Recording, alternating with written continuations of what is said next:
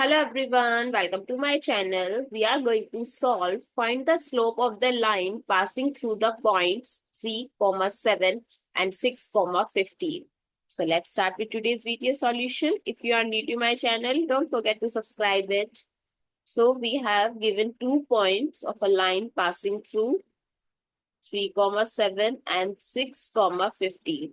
So there is an hack, or you can say that formula to find the slope.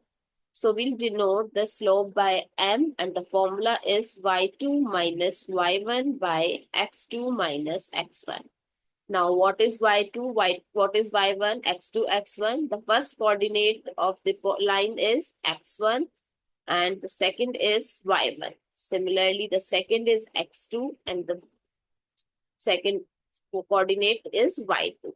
So x1 is 3, x2 is 6, y1 is 7, y2 is 15. Let's put all the values and find the slope. y2 is 15 minus 7 by 6 minus 3. 15 minus 7 is 8 and 6 minus 3 is 3. So what is the slope? 8 by 3. I hope it's clear and you find it useful. And if you have any query, you can comment down below and share your doubts there. Thank you so much.